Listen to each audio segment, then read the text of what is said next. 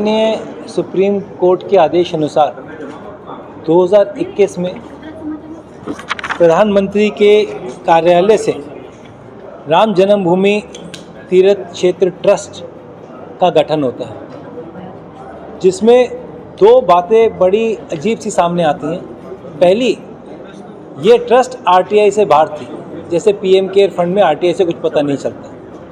और दूसरा, इस ट्रस्ट में कोई भी शंकराचार्य, किसी भी वैष्णवी अखाड़े से जुड़ा कोई भी व्यक्ति कोई नहीं था। केवल Bharatiya Janata party, VHP, RSS के लोग थे। उन सब के साथ इस ट्रस्ट का गठन होता है।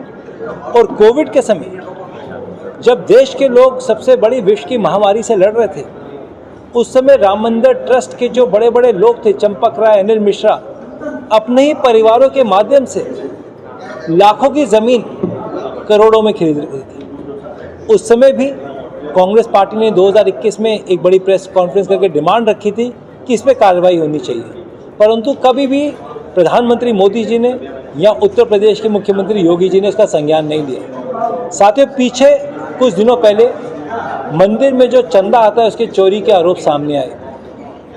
जल्दबाजी में एसआईटी का गठन इन्होंने करा और 6 से 7 लोग उनको अरेस्ट करा जो बहुत जूनियर लोग थे ट्रस्ट के अंदर।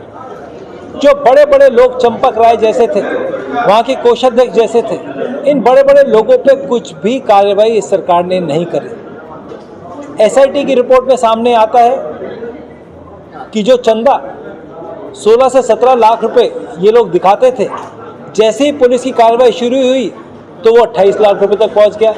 यानी कि दिन का 10 लाख रुपए का चंदा वहाँ चोरी होता था।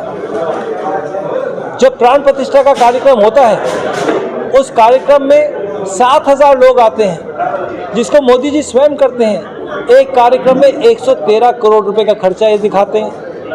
25 नवंबर 2025 में वहाँ फ्लैग होस्टिंग का कार्यक्रम होता है तो 13 करोड़ का खर्चा ये दिखाते हैं। और जब एसआईटी की जांच शुरू हुई तो मात्र 40 दिन के सीसीटीवी कवरेज में 70 बार ऐसे इंसिडेंट सामने आते हैं कि चंदा चोरी की इमेजेस आती हैं। कोई व्यक्ति चंदा चोरी के पैसे जेब में रख रहा है, कोई जुराब में रख रहा है और वहाँ से पैसा चोरी करके बाहर जा रहा है।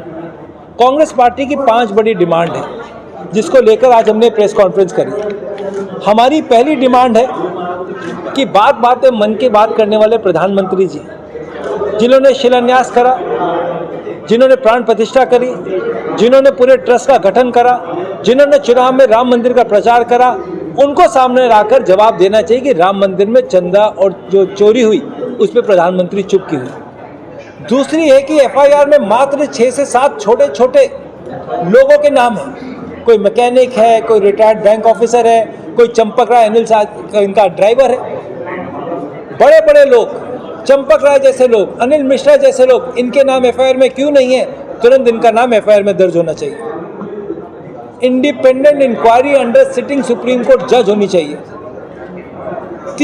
चौथी चीज, जो ये ट्रस्ट है, इसका मिसट्रस्ट लोगों में आ गया, लोगों का विश्वास इस ट्रस्ट से हट गया है। तुरंत इस ट्रस्ट को भंग करके नए मेंबर्स को नॉमिनेट करना चाहिए। और आखिरी और सबसे ज़रूरी चीज़, जब से ट्रस्ट बना है तब से लेके अब तक जितना भी पैसा ट्रस्ट में आया, जितना भी सोना, जितना भी सिल्वर, जितना भी बाकी सामान ट्रस्ट में आया और जितना भी खर्चा इस ट्रस्ट ने करा, उसकी फॉरेंसिक ऑडिट होनी चाहिए।